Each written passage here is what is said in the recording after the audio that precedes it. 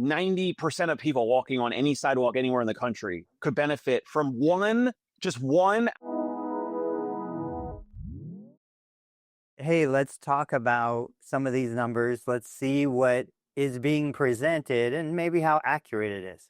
All right, so what we're looking at, PT productivity benchmarks by practice type. Like, I feel like too, like a lot of times people will come into like these group chats, these Facebook groups that we're in, and say, what's good productivity? And then of course, the next question always is, what setting are you in? Where are Right. there's a lot of context here in terms of productivity. So this little chart is showing outpatient, private practice, outpatient, chain / corporate, cash-based or concierge, hospital outpatient, sports med, and then a high volume mill. I wonder if this person's biased when they just call it high volume med. Okay, all right, that's enough. I'm surprised they didn't lump corporate into high volume mill. Right. But this is coming from like it's called Proactive Charts. It's basically like an EMR kind of company. And they're looking at what are the productivity targets. And I think they're pretty dead on. Like looking at outpatient private practice, 75 to 85% productivity. They do break it down by visit numbers. So they're like 8 to 12 visits a day. They're saying this is a typical 5-day week. So you're assuming 8 hours a day. 3 to 4 billable units per visit, 160 to 200 units. I would tell you that's typical for what I would have expected from my clinical team when we were at multiple locations. Yep. Dave, you're in. Any thoughts on that kind of? Now it's brick and mortar, one location. People are coming to you. This also has to account for, okay, maybe you schedule 15 and 3 cancel or no shows. So you end up, doing 12. Dave, what's been your experience with numbers like this? Yeah, I mean, pretty consistent numbers like this from my first 3 years out of school was outpatient ortho in New Jersey, and then another 2 years in Brooklyn, outpatient ortho. Very similar. Nothing surprising here. And actually, some clinicians were kind of billing close to like 3.5 to 4 units per visit. And then there were others that like either didn't care or weren't trained well enough or were not reminded often enough or whatever. Cause like there's a lot of folks like Sturdy McKee and others that'll always say like physical therapists never overbill. Like they're so risk averse, like they're afraid. So like there's some physical therapists that will chronically bill like 2 or 3 units per visit. And the patient's there for an hour or two. It could even be like late stage ACL patient, and they're there in the clinic for like an hour and a half, 2 hours, and they're still only billing like 2 or 3 units or something. So that's obviously on the owner or the managers to like coach therapists and retrain them. Maybe they don't need to be there anymore or whatever. Like you have to bill for what you actually do. So I mean, but again, the numbers overall pretty consistent from what I've seen.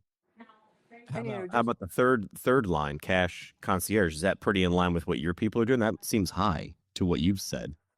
Yeah, that's definitely high. Dave, if you can't see it, it's 6 to 10 visits a day, 4 to 6 units per visit, but cash is not based on units, so that's kind of messed up. 120 to 180 units a week. It says the big key success factors for cash: extended sessions, premium pricing, low overhead. What would you say your key success factor? I would, just from hearing Dave talk, I wouldn't say that those are not the success factors. I would say it's ease of scheduling. You come to me. Premium pricing is what allows you to do what allows that patient to have that. Extended sessions. How long are your sessions typically? Is it an hour or? For us or for Tony? For you, Dave. Yeah, an hour, of course. So it doesn't even matter. It doesn't matter if it's clinic because what's so funny? You said an hour, of course. Nothing. Well, no, because you guys already know. Yeah, but I didn't know if it was like extended. If like sometimes people did more. No, I mean, in the future, like if Ethan, my new therapist, is doing like, if he's treating multiple patients at the same time, like if he has an ACL client from like 9 to 10 a.m., if they're at the point where they need to do a lot of plyos or late stage, whatever, then like at 10 a.m., his next patient's coming into the clinic. And if that first patient from 9 a.m. needs to do more and they're independent and they don't need a lot of like cues or assistance or oversight or whatever, then he can like go into our private room, treat the 10 a.m. patient, but the 9 a.m. patient is still out in the clinic. Maybe, I mean, again, it's a little different because we're not billing insurance and we don't have to worry about like I guess like the direct or indirect supervision type of stuff. But in general, all of our clients know that it's one-on-one for the entire hour. And so as soon as like that next client comes in, like they're out skis, like there's no like, sit on the bike and just do, 30 minutes on your own or whatever kind of thing. Like obviously for home visits, it's a lot easier, but I know we're talking about the clinic. And then what have you guys seen? How accurate is that high volume mill? It feels pretty accurate from what I've seen, just people sort of complaining about anyways. Visits per day, 15 to 24 plus, 300 to 420 units a week. That's consistent for me in 2 states. And I shadowed and did rotations in Philadelphia and Pennsylvania. So that's 3 states in the last 10, 15 years or something like that. So that's pretty consistent for me. I don't know. Yeah, I would agree. There's 2 issues here. You've got the business model and then you've got the compliance legal aspect. Definitely in models that don't track or aren't subject to the CPT code billing guidelines. So CPT code says one-on-one, doesn't matter if it's Medicare, you're expected to deliver a billable minute of time to 1 person. You can't deliver that billable minute to 3 people.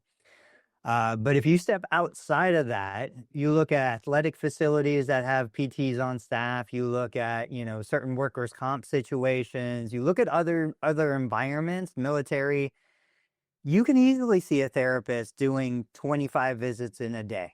You're not subject to the same legal limitations as in a typical insurance-based model. And I think the patients do great. Now, of course, are we talking about, a brain injury that has multiple complexities, medical instability, and things like that? I was in the clinic yesterday with a new patient, very complex, for me, very complex case. I could not possibly do 2 or 3 of those at a time. But in a normal situation, person comes in, they've got a little shoulder pain, they don't need my dedicated attention, so we have to put context around this. I don't think 25 in a day is a big deal. I just don't. And the thing is, we go back to what actually happens. I can tell you from 25 years of experience in my clinic, you have a busy block, 10 to 11, man, you're slammed and there's all these people and people are popping in and showing up. But then at 2 o'clock, you're sitting there staring at each other. I have never met to this day, including myself, when I put myself in the employee role, I don't appreciate the 1-hour block of dead time or the cancellation or the no-show. All I think about is, man, we were so busy at 10 o'clock. But when you look at the numbers and you say, wait a minute, I got paid for 40 hours. I got paid for a minimum of 160 units of billable time.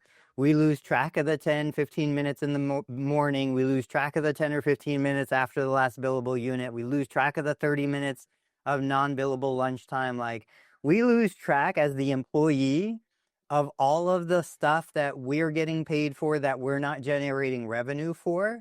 And it feels, air quotes, feels very hard. I hate when people say this feels hard.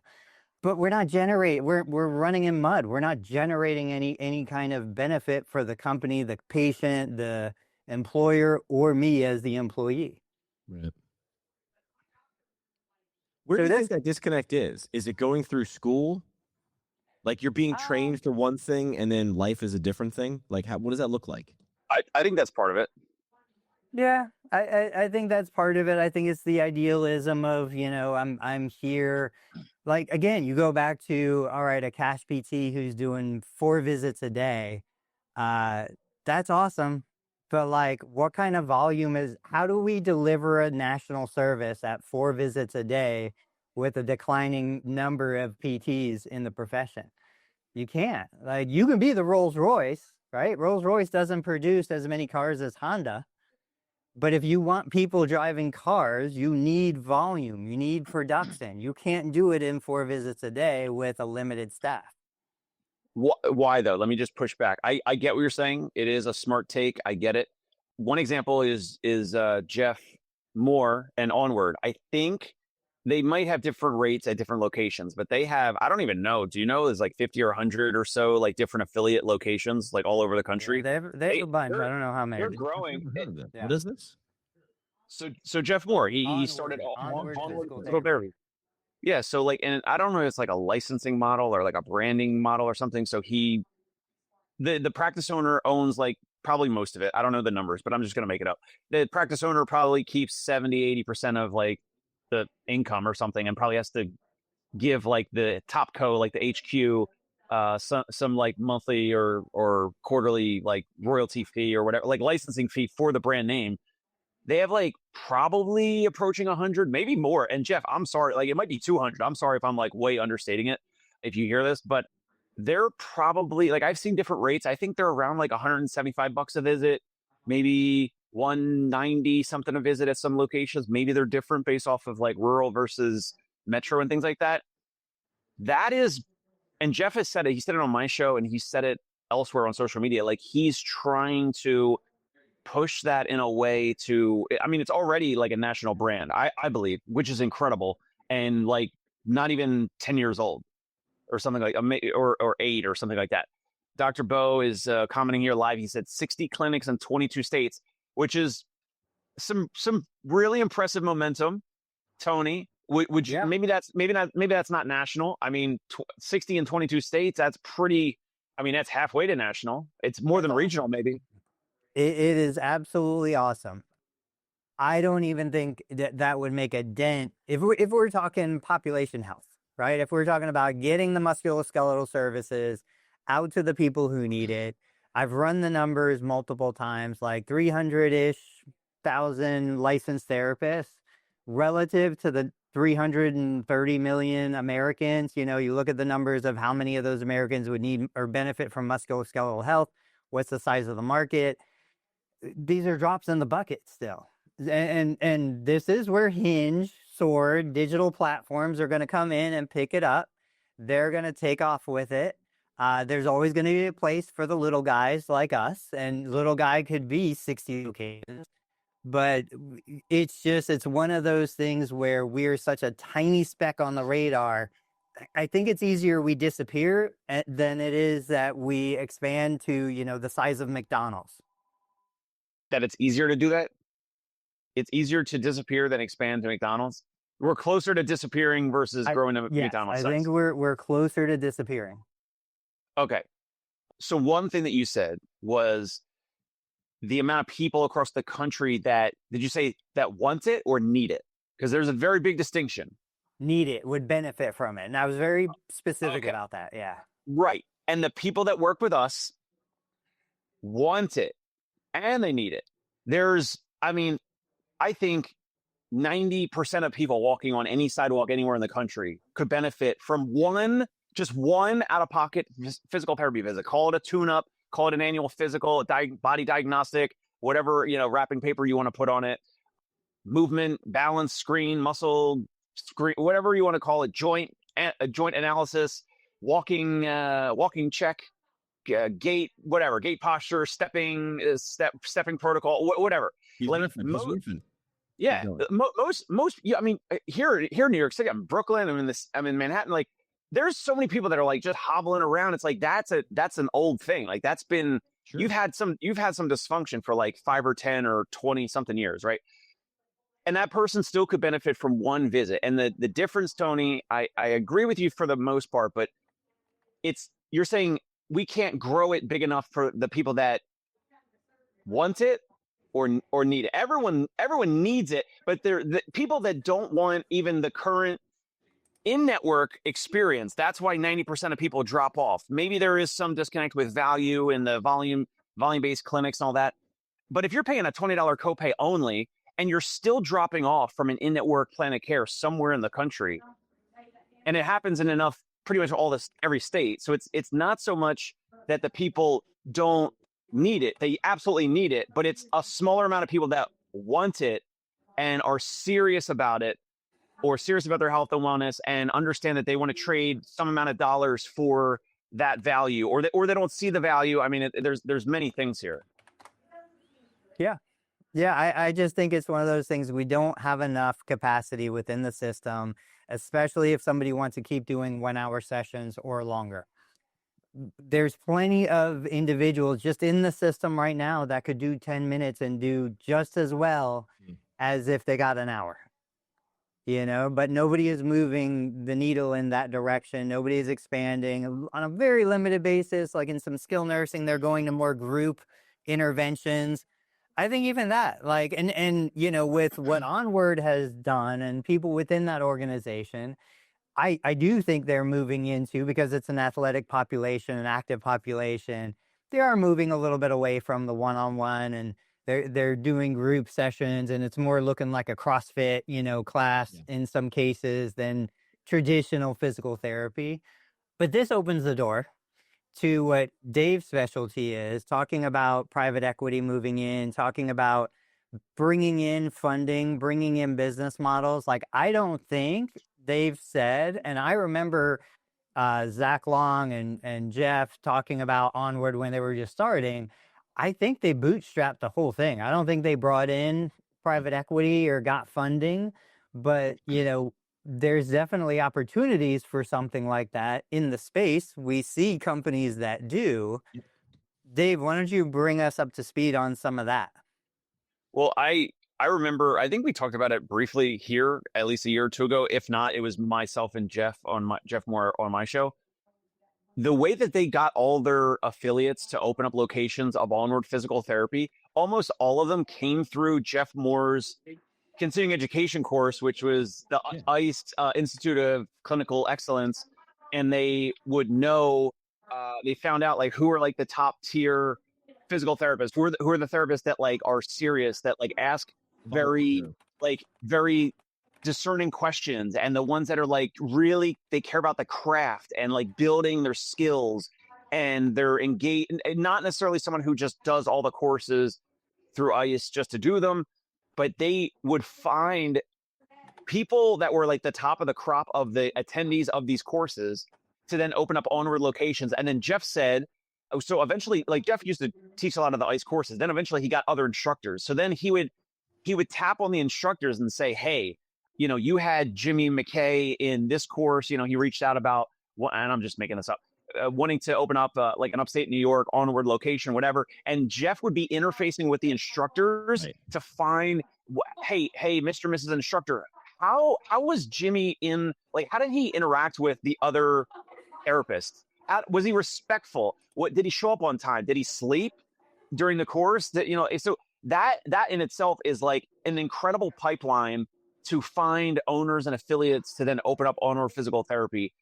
I mean, I really want to almost like, I don't want to say like put a fund together. I think we could do like acquisition or partnership by partnership, but I want to continue to seek partnerships or acquisitions of out-of-network self-pay practice owners starting in New York City. I'm working on a couple things here, but I think Jeff Moore, you're probably not going to sell it. But that could be a great rebrand for all the other practices that we potentially partner with and have a bigger footprint, because he's already got like a kind of like a regional national name. And in terms of private equity, like that could be one play where you try to just package up all of the other practice owners like me that are doing either concierge like home visits or the one-on-one visits in outpatient practices, just like Onward is already doing. And they're pretty much like 45 to 60 minute sessions each visit. So it's very similar. So what was Bo saying about Frank? And Frank Benedetto, which I'm sure you guys know, he's got his Honey Badger project similar to. I'm a fan of Frank. I know him. I've chatted with him. I never spoke with him. I've messaged him a bunch. But he's teaching therapists how to create digital courses and how to sell. Changed that though. I think he did that.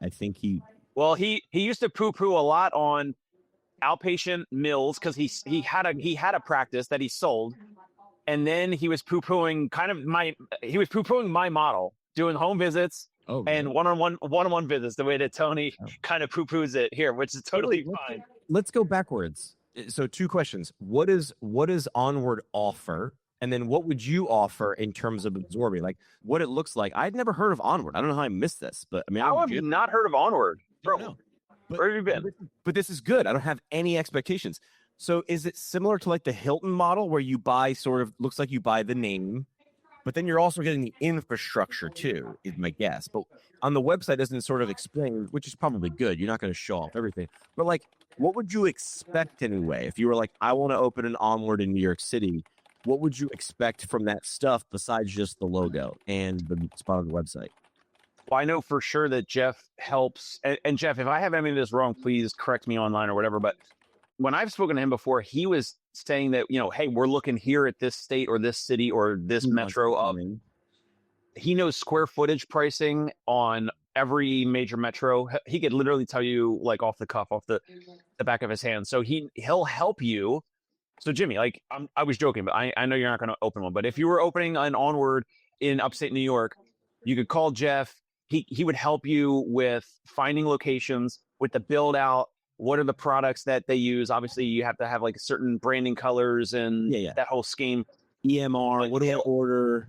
It's all the back end, all the like the EMR stuff. They probably have their own custom unless they use Jane. I don't know what they use, but you would have someone like Jeff and his team like at your side, shoulder to shoulder, or digitally, but like there to support you on how to not get screwed over on signing a lease, how to negotiate leases, how to find a great spot and location, how to they're actually not they're not huge on like marketing because they're focused on skills, right? So like the skills and the results, and that's what gets a lot of word of mouth. But there's a ton on the back end, plus the branding and the signage and all that type of stuff. So there's a lot of things that you would benefit from compared to if you just started from scratch and you just wanted to do every little thing on your own and you wanted to just make, McKay physical therapy. Like you're going to have just way more, right. Like, you'll own 100% of it, but then you'll also have 100% of the challenges, the headaches, kind of like learning everything from scratch and not starting on like first or second base. It's kind of like what they offer. Hey, it's Dave Kittle. Are you a healthcare business owner or physical therapy practice owner who is looking to figure out your succession plan or exit strategy? We might be able to help. And in fact, we may be interested in acquiring your practice. If you're interested, you can reach out to me. Shoot me an email at dave@conciergepainrelief.com. That's DAVE@CONCIERGE painrelief.com, or you can call me at any time, 646-781-8884.